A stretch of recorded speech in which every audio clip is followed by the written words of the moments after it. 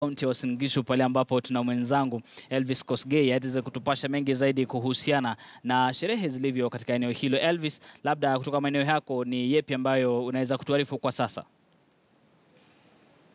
Na mwambua tofauti na maeneo mengine ambayo imeweza kuona labda sherehe za hapa na pale katika kaunti hii ya Uasin Gishu, walimu bado wako katika tafuta na sumbua za hapa na pale, na kama unavyoona tu baadhi ya walimu wanajaribu kupiga simu, wanajaribu kutuma arafa ili labda kuweza kubaini hasa ni wanafunzi wangapi wameweza kufanya vizuri katika shule hii ya msingi ya Hill School ambayo ni mojawapo za shule ya umma katika kaunti ya Uasin Gishu. Licha ya wanafunzi takriban 20,500 kuweza kufanya mtihani wa KCPE mwaka 2017, basi hivi sasa bado wanatafuta. Vile tumeweza kuangazia shule mbalimbali katika kaunti hii na bado hawajaweza kupata matokeo. Labda niweze kuzungumza na mwalimu mmoja ambaye namuona yuko kwenye simu. Naona kwamba bado mnahangaika hapa na pale wakati shule nyingine zimeweza kupokea matokeo. Je, kuna tatizo gani?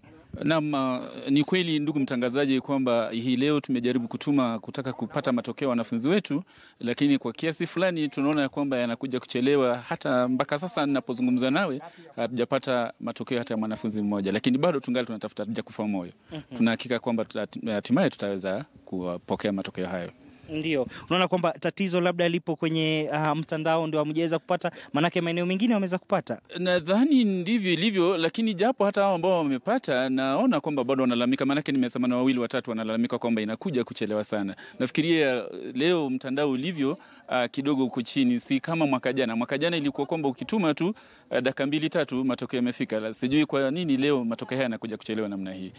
Utaangalia ukiona tulivyo hapa, kwa kweli tuna hamu na gamu ya kuona matokeo haya, manake na hakika kwamba wanafunzi wetu wamefanya vizuri, na ndio sababu tuko hapa siku ya leo. Ndio. Labda niweze kuzungumza na mwalimu mkuu ambaye ni bwana CTNA. Mwaka jana mlitoa mwanafunzi wa kwanza ambaye alipata takriban 431.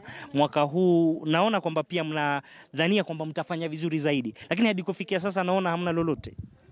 Nafikiri vile mwenzangu amesema, tunangoja na tunajua kwamba tutafanya vizuri hata kushinda mwaka jana. Lakini mtandao kidogo imetuchelewesha, tuna hamu ya kuweza kujua sana. Je, labda mtandao, licha ya mtandao labda kuweza kuwa na kule uchelewevu, mliweka mikakati kuhakikisha kwamba mtafanya vyema? Tuliweka mikakati na tunajua watoto watafanya vizuri.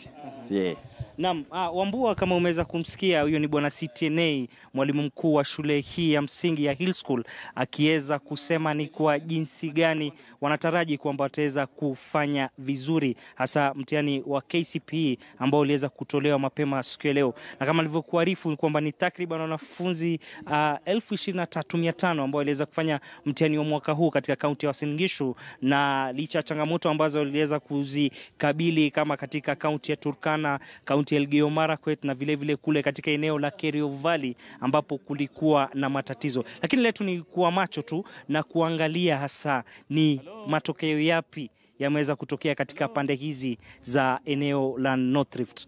Matambo, Wambua, kunradhi.